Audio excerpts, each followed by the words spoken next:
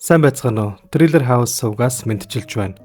Энэ 7 хоног та бүхэндээ Hitchcock January тусгай сарын хамгийн сүүлийн нэг киног, нэг ремейкийн хамт хүргэнэ.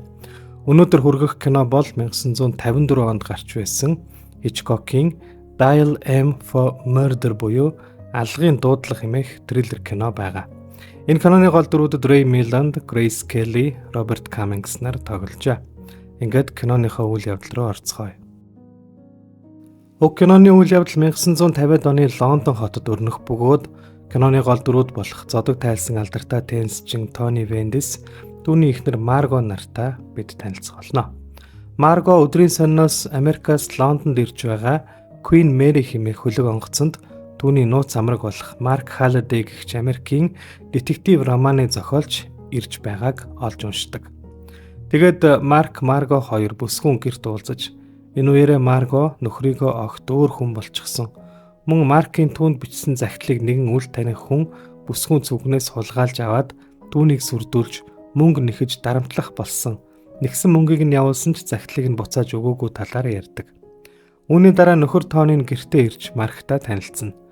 Тэд энэ үдэш хамтдаа театрт жүжиг үзэх ёстой байсан ч Тонид чухал ажил гарсан тул Марк Марго хоёрыг явж үз. Марктай хамт харин маргааш оройн нэгэн арга хэмжээнд явхаар тохиролцдог. Ингээд тэднийг явсны дараа Тони утсаар нэг тишээ залгаж машин худалдана гэсэн зарын дагуу нэгэн хүнтэй холбогдоод энэхүү асуудлаар түүнийг гэртээ ирж уулзахыг урьдаг. Өнөөх машин зарна гэсэн хүн удалгүй ирэх бөгөөд Чарлз Свон хэмээх тэрээр Тонигийн сурч байсан Кембрижийн их сургуулийн доод ангид нь байсан болж бүтггүй жижиг хэрэг төвөгт орооцолддог байж байгаад шоронд сууж гарч ирснийхээ дараа ганц би баян авгаачуудыг лөөрддөг болсон хижээл насны ир байдаг. Үүнийг нь ч Тони мэднэ гэдгээ хэлж түүнийг олон сар дагсан нэг баян авгаа машиныг зарах гэж явааг нь хэлж улмаар түүнд өөрийнхөө эхнэрийн гэр бүлээс гадуурх харилцааны талаар мэдсэн талаараа ярих болно. Тони хагасчлалын өмнө эхнэрийнхээ гар зүнхийг хулгайлж дотроос нь нууц замраг Маркийнх нь бичсэн захидлыг олж тэрхүү захидлаар нь нэрээ нөөцлөн эхнэрээ айлган сөрдүүлсэн талаараа түүнд ярьж өнөөх захидлыг Свонд үзүүлэхээр гаргаж ирэхдээ албаар газар дунгаж Своноор ахуулахдаа түүний хурууны ихийг захидал дээр авсныхаа дараа хэрвээ эхнэрийг нь алахгүй бол түүнийг эхнэрийг нь дарамтлж мөнгө нэгсэн эрэгт энэ хурууны ихээтэй захидлаар буруутгаж шоронд хийх болно гэж сүрдүүлдэг. Тэгэд Свонд 1000 фунт стерлинг бэлнээр санал болгоход Свон удалгүй түүний саналыг хүлээн авч зөвшөөрнө. Своныг зөвшөөрүүлж чадсан Тони өөрийн сайтар тооцоолж боловсруулсан аллахын төлөвлөгөөг Свонд нэг бүрчлэн тайлбарлаж өгдөг. Тэрээр маргааш эхнэрийнхээ нууц замраг Маркийн хамт нэгэн үйлчлэгт оролцож эхнэр нь ганцаараа үлдэх бөгөөд Маргог орондоо орсны дараа буюу шүн дунд Своныг үргэлж түгжээтэй байдаг урд хаалгаар орж ирэх ёстой шүү гэж хэлдэг. Ингэхдээ Тонигийн урдчлан бэлдэж хаалганы уртлын шатны хевсэн доор нуусан Маргогийн жижиг түлхүүрээр Свон хаалгыг онгойлгон орж ирээд Тонигийн ажлын ширээний ард хөшигний цаагуур орж нуугдах ёстой бөгөөд үүний дараа Тони болцсон цагтаа өнөөх үйлчлэгнээс гэрлүүгээ утсаар залгаж Маргог ширээн дээрх утсаа авахар босч ирэх үед Свон хөшигний ардаас гарч ирж Маргог цааш нь харуулад ажлаа гүйцэтгснээ утсанд шүглдэж Тонид мэдэгдчихэд камин зуухан дээрх үнэт эд зүйлсийг нааш цааш нь унгаж орон байрны хулгаан үеэр аллаг гарсан болгож харагдуулаад нөгөө түлхүүрээ буцааж шатны хевсэн доогуур хийгээд гараад яваарай гэж даалгадаг. Нэгэн цагт алдартай теннисчин байсан ч хөгшөрч зодог тайлсан Тони араар нь тавьсан хэмээн эхнэрээ буруутгаж гэр бүлээ цослуулан салвал баян эхнэрээсээ ямар ч хөрөнгө мөнгө салгаж авч чадалгүй үлдэнэ гэж эмээсэндээ эхнэрээ хөнөөх ийм арга сэдэн төлөвлөгөө боловсруулж өгснийхэн дараа бүх хэд хөрөнгийг нь өөрийн болгож авахыг хүссэн байдаг. Тэгэд маргааш оройн Марк Тони хоёр үйлчлэгт хамт явах бол төлөвлөсөн ёсороо Свон шүн дунд шатны хевсэн доор нуусан түлхүүрээр хаалгыг онгойлгон орж ирж хөшигний ард нуугддаг. Бугуун цаг нь зогссноос болж нэлээд хугацаа алдсан Тони дуудлага эрхийг хүлээж залхсан Своныг тэдний гэрээс гарах гэж байтал утсаар залгадаг бөгөөд Маргоч нойлмоглон босч ирж утсаа авах үед Свон араас нь гарч ирж бүсгүйг өөрийнхөө оролтоор боож алахыг оролддогч амт тэнцсэн бүсгүй ширээн дээр гартаа дайралтсан хаачийг авч Своны ар нуруунд зоон, Свонч нуруундаа зоолттой хаачин дээрээ унаж амиа алдах болно. Энэ бүгдийг утсаараа сонсч зогссон Тони эхнэрээ арай ядан ярих үед эхнэртэй хинт ч хэлэлгүй, цагдаач дуудалгүй намааг очтол юу ч хийлгүй хүлээж байгаарай гэж хэлээд Маркд Маргогийн биеийн муудсан бололдоо гэж хэлээд гэртээ хардаг. Тони гэртээ ирээд юу болсныг харсныхаа дараа дотроо богино хугацаанд нөөц төлөвлөгөө боловсруулад цагдаа дуудаад Маргог оронд нь оруулсныхаа дараа цагдаа нарыг ирэхээс өмнө Своны халааснаас Маргогийн түлхүүрийг авч цүнхэнд нь буцаад шигээд Маркийн захиаг Своны ингэрт хийж Маргог боосон Своны оролтыг камин зууханд хийж шатаагаад эхнэрийнхээ шилэн амьсыг гарган ирж нэгийг нь хөшигний арын хаалгыг нээн гадаа хайж нөгөөг нь ширээний бүтээлгний доор нууж үүгээрээ захидлаар өөрийг нь сүрдүүлж байсан Своныг гэртээ авчирч байгаад хороосон хэрэгт эхнэрээ буруутгахаар тооцоолдог. Маргааш нь Тони эхнэртэй хэрэг гарсны дараа цагдаа руу битгий залгаарай гэж өөрийнхөө хэлснийг цагдаа нарт огт хэлэхгүй байхыг ятгадаг. Удалгүй уг хэрэг дээр ажиллаж байгаа ахлах мөрдөгч Хаббард тэдний дэрж зарим зүйлсийг асууж шалгаана.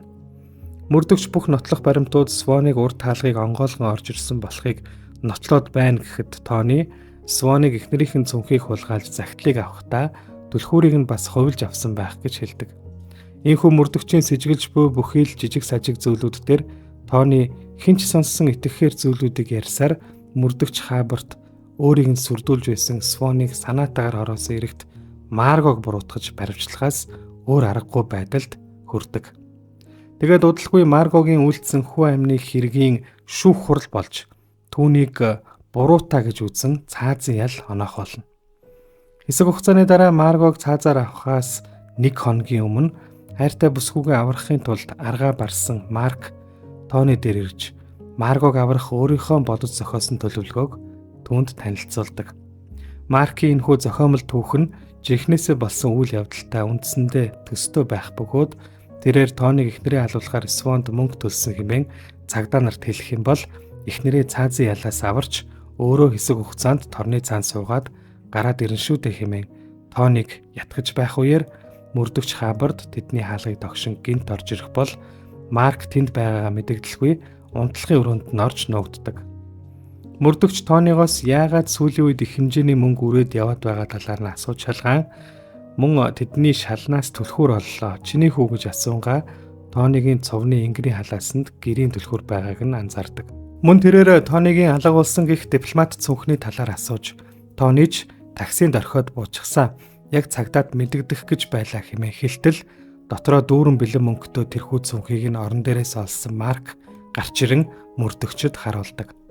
Марк цүнхэн доторх их хэмжээний мөнгийг Тонигийн Свонд өгөхөөр цуглуулсан мөнгө хэмээн таамаглаж үүнийг мөрдөгчөд хэлтэл Тони ямар ч сандарч твцсэн шинжгүүгээр цүнхтэй мөнгийг захидлаар сүрдүүлж байсан Свонд төлөх гэж байсан эхнэрийнх нь мөнгө байгаа юм а хэмээн хэлж эхнэрээ хамгаалахын тулд энэ цүнхтэй мөнгийг нууж байсан хэмээн хэнэгч үгүй худал хэлдэг. Мөрдөгч Тонигийн хэлсэн тайлбарт итгэж Марк ууртаагаар тэднийхээс гарч явна. Хаббард Тонигийн гэрээс гарахдаа өөрийнхөө цувыг албаар үлдээгээд ижил өнгөтэй Тонигийн цувыг аваад гардаг. Гарахдаа тэрээр Тони цагдаагийн хэлц дээрээс очиж хадагтаа Маргогийн зарим зүйлсийг аваарай гэж хэлдэг. Тэгээд Тониг цагдаагийн хэлц орохоор гэрээсээ гараад явангууд Хаббард түүний цувн доторх түлхүүрээр хаалгыг нь онгойлгон гэрт нь орох бол түүний араас Марк орж ирдэг. Мөрдөгч энэ хэргийн үнэн учрыг таамаглаж олсон байх бөгөөд үүнийг нотолж батлахын тулд Маргог шоронгоос суллаж гэрт нь авчрахыг цагдаа нарт таалгаад гэртээ яаж орж ирэхийг нь хардаг. Марго цүнхнээсээ түлхүүрээ гаргаж ирэн хаалгаа онгойлгох гэсэн ч хаалга нээгддэггүй бөгөөд болохгүй болохоор нь Марго арын хаалгаар орж ирнэ. Үүгээр нь Маргог энэ хэрэгт ямар ч буруугүй нуусан түлхүүрийн талаар өөрийнхөө цүнхэн доторх түлхүүрийн тухай юу ч мэдэхгүй гэдгийг мөрдөгч Хаббард батлах болно. Мөрдөгч Хаббард Маргогийн тэрхүү гар цүнхийг таараагүй түлхүүртэй нь хамт цагдаа нарт өгч хэлтс рүү явуулчихад Маргод өөрийн таамгийг хэлнэ. Тэрээр эр нөхөр нь түүнийг хорох төлөвлөгөө боловсруулсан гэдгийг хэлдэг. Яг энэ үед Тони гэртээ буцаж ирж байгааг мэдэж цонхоор хартал Тони түлхүүргүй бас өөр хүний цувтаа явж байгаагаа мэдээд цагдаагийн хэлтс рүү буцаад явдаг. Хабарт хэлтсрээ уцтаж Тонид Маргогийн эд зүйлсийг гар цүнхтэй нь хамт өг. Цүнхэнд нь түлхүүр байгааг харуулад өгөөрэй гэж үүрэгтэнэ. Үүнийг сонссон Марк хаалганы эргэн тойронд нуусан түлхүүрийг хайх бол мөрдөгч Хабарт хурчрээд Маргогийн түлхүүр анханасаа байсан газартаа буюу энэ хүртэл шалны хивсэн дор байсаар байсан жинхэнэ түлхүүрийг гаргаж ирж харуулах болно. Тэгээд Тоник Свонд анх эндээс түлхүүр авч орж ирээд ажлаа дуусгачаад гарч явахдаа энэ дүлдээгэр гэж хэлсэн ч Свон амиа алдсан тул түлхүүр түүнд байгаа гэж бодоод Тони Своны халааснаас түлхүүрийг авсан нь танаа гэрийн түлхүүр биш, харин Своны өөрийнх нь түлхүүр байж таарсан. Нөхөр тань Своны гэрийн түлхүүрийг таны цүнхэнд хийсэн учраас сая та орж ирэх гээд хаалгаа онгойлгож чадаагүй хэмээн хэлнэ. Мөрдөгч ингэж ярангаа түлхүүрийг буцаагаад шатны хивсэн доогуур хийж орхидог. Хэргийн газрын үзлэгээр Своноос ямар нэгэн түлхүүр илрээгүй нь с ิจ төрүүлж таны цүнхэн доторх түлхүүр танаа хаалганд таарахгүй байсан тул би Своны найз бүсгүн гэрт очиод хаалганд нь зоож үзтэл яг таарсан юм да. Своныг танаа гэрийн хаалгыг онгойлгочхоод орхосоо өмнө түлхүүрийг энэ шатны хивсэн доогуур буцаагаад хийчихсэн хинч мэдээгүй. Би л олж мэдлээ хэмээн мөрдөгч ярина. Энэ үед уцтай уурч цагдаагийн хэлцээс Тоныг гараад явсныг мэдэгдэнэ. Тэгээд мөрдөгч сэтгэл санаагаар унаж туйлдсан Маргод одоо жаахан л тэсэрэ гэж хэлээд дээд давхарт манаанд гарч байгаа цагдаад Тоны гэрэнгүүт хөлөөрөө дэвсэлж мэдэгдээрэй гэж хэлээд хаалгаа хааж төгжин Тони энэ хаалгыг онгойлгож орж ирэх юм бол буруутаа нь батлагдаж Марго цагаадах болно гэж хэлдэг. Тэгтэл дээд давхраас дэвсэлж Тоныг ирж байгааг мэдэгдэнэ. Тони ч хідэн ном Маргогийн цүнхтэй хамт барьчихсан орж ирээд шууд цүнхнээс нь түлхүүр гаргаж ирэн хаалгаа нэхийг оролдогч онгоодоггүй тул гадаа гарч яагаад онгоохгүй байгаа талаар бодож нэг явах гэснээ эргэж хараад ямар нэг зүйл ойлгох шиг болоод буцаж орж ирэн шатны хивсэн доогоор хурууга шургуулan түлхүүр гаргаж ирснээ итгэж ядсан царай гаргаад хаалганы цоожинд зоон эргүүлээд гэртээ орж ирэн гэрлээ асаатал Марк, Марго, мөрдөгч Хабарт нарыг гэртэн зогсож байгааг олж харангуутаа буцаад гарах гэтэл үүдэнд нь өөр нэг цагдаа зогсож байх тул Тони нэгэнт баригдснаа хүлээн зөвшөөрч тайвшран мөрдөгчөд баяр хүргээд өөртөө виски ундаглаад Марго Марк хоёроос уух уу хэмээн асууж мөрдөгч Тоныг буруутайг тогтоосон талаараа эрх баригчдад мэдэгдэхээр утас зогсноор кино өндөрлөнө. Киноны талаарх зарим сонирхолтой баримтуудыг дурдъя. Уг киног Английн жүжигийн зохиолч Фредерик Нотийн зохиолоос сэтгэлэн бүтээсэн бөгөөд жүжиг нь киноноос 2 жилийн өмнө буюу 1952 оны 6 дугаар сард Лондоны West End театрт, 10 дугаар сард Америкт Нью-Йоркийн Бродвей театрт тоглогдож байсан юм а.